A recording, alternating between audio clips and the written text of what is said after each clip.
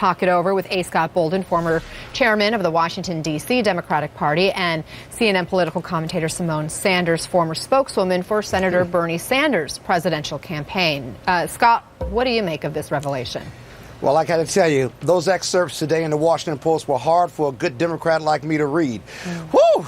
I must say, she unloads. Let me just say this, that I thought that when I got done reading it, I thought that the GOP had gotten to Donna Brazile and she had flipped, and now she's testifying against the Democrats. Oh, Scott. It's really difficult to read. I'm sorry. That's my take on it. But I also think this, that it feeds into Donald Trump's narrative, if you will, and you've heard him jump on this. And so I think it's difficult, and I'm really not sure why the timing was. My last thought on the book itself was simply this. This idea of replacing Hillary Clinton simply is unrealistic. The rules don't allow for it, and she never got out of the race. Now, if she had gotten out of the race, it would be a very public process, consulting with senators and congressmen as well as governors. And so I'm not sure she individually could make that change, but she could certainly start the ball. But to really start the ball, Hillary Clinton would have to get out of the race. And that's true, Simone. DNC officials are saying Brazile did not have any authority to actually do what she says she was thinking. There was no vacancy, but this is sure to stir an awful lot of emotion inside the party. We heard it from Scott, but what do you see as the impact of this? So, one, I want to be really clear. You know, a couple weeks ago, maybe even a month ago now, all the time seems to run together, Secretary Clinton came out with her book, and so many people were like, why now? Why is she saying this? Why is Hillary coming out? And at the time, I said, look, Secretary Clinton is entitled to tell her story. Much like Secretary Clinton, Donna Brazile is entitled to tell her story. Now, there may be people that do not agree with her story. There are some folks that may have addendums or differences, but Donna Brazile is absolutely entitled to tell her story from her vantage point, and that is what we're going to see from her book. So that's what we've seen from the excerpts. Look, well, I'm sorry. You know, look, I mean, this is her vantage point of the story. I think that what's really important now is that Democrats, we have a really frank conversation about what's going on inside of our party, about what has happened and what will happen going forward, and that we are better than we were last year. But we cannot allow this to distract us. Tax reform is something we need to be paying attention to. The repeated attempts to repeal and replace Obamacare, and an abortion ban from Republicans who would ban abortion before women are even able to find out if they're pregnant. These are things we need to be focused on, let alone elections that are happening next Tuesday. So this is a conversation we can absolutely have, but we cannot allow this to divide us and allow us to take our eyes off the ball.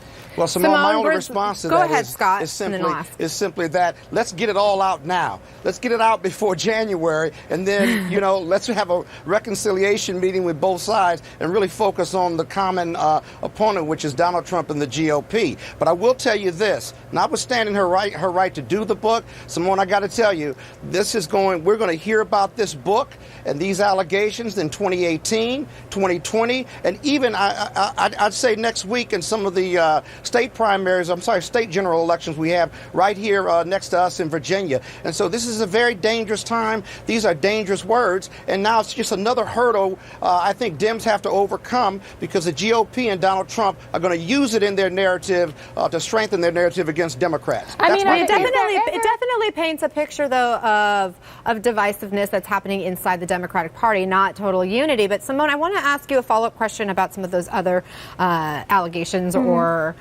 information that came out, according to Brazile, in her book, and what we learned this week, this unethical agreement, she alleges, between Hillary Clinton's 2016 campaign and the Democratic National Committee to keep the party afloat financially. I mean, now we're getting more information about that, knowing that this was an agreement signed in August of 2015. It gave some authority to the Clinton camp over spending and other matters in the general election, primarily if she was the nominee, which is standard practice. And it also gave her a role, though, here in helping the DNC choose some officials in communications, research, and technology in the primary season. I think that's what a lot of people are taking note of. Do you think Hillary Clinton owes Bernie Sanders an apology? Look, what I think is it has been very clear from a lot of folks, from Bernie Sanders' campaign, myself included, that there were lots of people who worked at the Democratic National Committee in 2015 that had their whole hands hands, feet, and fingers on the scale for Secretary Clinton. I'm going to say right now that I do not think the primaries were rigged, because if you know anything about how the primaries are set up,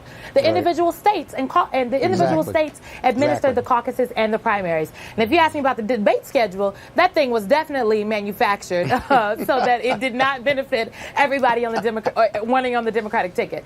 But what I think is important here is that we now have real revelations. Look, now all the totality of the American people know what many people have known inside the Democratic Party for a while, is that a lot of nefarious things went on in 2016, things that compromised the integrity of the Democratic National Committee. And because of that, we need the committee to commit to transparency going forward, to the party officers being fully involved, to party delegates such as myself, to have full understanding of what is going on the side of the Democratic National Committee, so we do not compromise the integrity of our party or the election process. And I think that's what is needed going forward. Well, it's an appearance issue. Yeah, it's an appearance issue more than anything. I also think this. I think that Bernie Sanders, if he were a Democrat, the perception was... Hold on. Okay, Scott. If he were a Democrat, I think we could have avoided a lot of this stuff. But the integrity of the party, it's an optics and it's an optics issue more than a substance issue, but it certainly needs to be reformed. Hold on but we need to get it reformed before 2018. Anna, let me be really clear. The agreement that the Democratic National Committee entered into with the Clinton campaign in August of 2015 was a bad deal. And whether it was Secretary... But you were offered the same deal, though. Be clear. Were offered the same deal, and he turned it down. I don't want to litigate the 2016 election, but I want to be clear that NBC and ABC had the agreement that our campaign signed, and it didn't say anything about oversight of staffing or hiring or anything such as that matter. So that is not the same deal, and we need to just kill those talking points where they are. But Simone, also, I think it's important also to have full transparency that also Bernie Sanders did not raise any money for the DNC. Exactly. I don't believe I'm having to break this down for the American people. There's a difference between a joint fundraising agreement and an added addendum that keeps the Democratic Party afloat. These are two separate things that we should not conflate the issues on. Yes, Bernie Sanders signed a joint fundraising agreement with the Democratic National Committee, of which he never raised funds for, because that's not how we raise money. But there is a separate issue of a loan, if you will, the Democratic National Committee being strapped for cash and entering into a loan agreement with someone who was also happened to be a candidate for president. Look, this, regardless of who it was a bad deal for the Democratic National Committee to enter into. It compromised the integrity of the party, and that is why we're having the conversation right now. I think, guys, we got to leave it there. But I think one thing for certain, we are all learning an awful lot more about how the political process works through the past year's election. Simone Sanders, A. Scott Bolden, thank you both for sharing your thoughts. Really appreciate you coming on. Coming up.